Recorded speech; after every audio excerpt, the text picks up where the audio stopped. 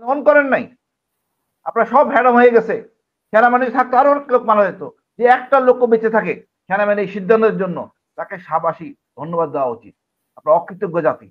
এই জন্য one eleven আসে, আপনার কেউ আসেন নাই। এটা গর্বিত হইতো বাংলাদেশ যে আমাদের একটা বিদেশি নাগরিক আমাদের ছাত্রদের সাথে ছিল। আমি এই বয়সে যে এইগুলি করেন, আর আমার কিছু বলার নাই, আমি দুঃখিত। এই সরকারের প্রতি আমি বলি, আমি আপনার মানে তো সবার তো বললাম। পছন্দ হবে না, না না, এটাই স্বাভাবিক। সবার তো পছন্দ হবে না। হুম। এবং এখানে দেখেন, আমি একটা কথা বলি, এনারা কি করছে আমি জানি না। কেউ যদি এই মানে নতুন সরকার আসার পরে মামলা করে, অনেক পুলিশ কিন্তু মারা গেছে রাগে ক্ষোভে, ছাত্র জনতার হাতে মারা গেছে। তার পরিবার যদি মামলা করে, আপনার কি উত্তর, আপনার কি দায় মুক্তি আছে বলেন আমাকে? তো এই ঘোষণাপত্রে সেনাপ্রধান, নিশ্চয়ই কোনো দায় মুক্তি থাকার কথা, যদি আইনি। অবশ্যই। হুম। জি, এটা লাগবে।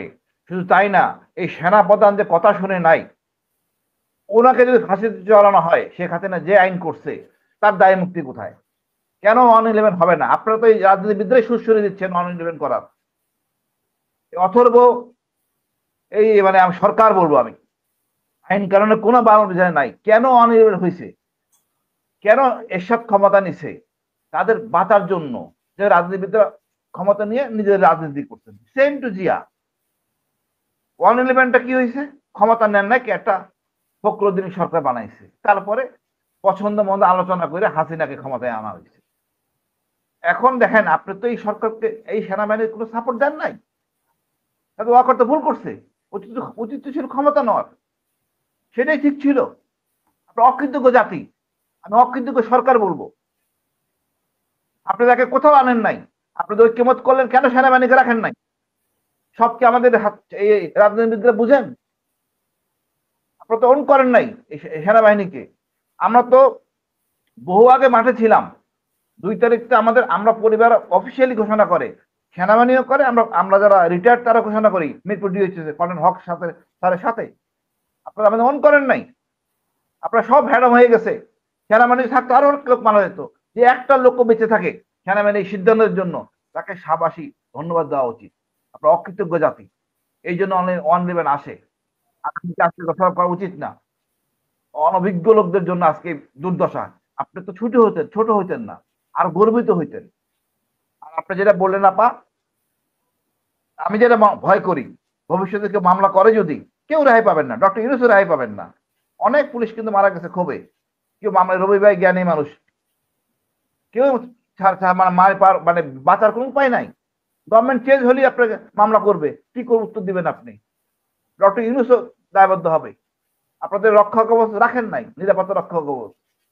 আপনারা নিজেরা মনে করেন যা বোঝেন তাই করেন। আমরা এই আলী রিয়াজকে বলছি সেনাবাহিনীর আর্টিকেল 45 বাতিল করার জন্য, উনি শোনেন নাই, শুনছেন, আনেন নাই। উনি সব বুঝে গেছেন, উনি সব বুঝেন। আমেরিকান থিওরি বাংলাদেশে লাগাই দিচ্ছেন। আরে ভাই, আপনি যদি প্রতিটা জেলায় জেলায় যাইতেন, জনগণের সাথে কথা বলতেন, তাহলে আজকে এই সমস্যা হইতো না আপনার। তারপর গণভোট করতেন। আমরা এসি রুমে বসে আপনারা এই আলোচনা করছেন, নিজেরাই বিতর্ক সৃষ্টি করবেন। আগামীকাল আশা রাখি ভালো কিছু হবে। আমরা মঙ্গল কামনা করব। সবাইকে নিয়ে আমরা দেশটা আগাইতে হবে। কেউ যেন না মনে করে ওনার জন্য সব হয়েছে। No, everyone is committed.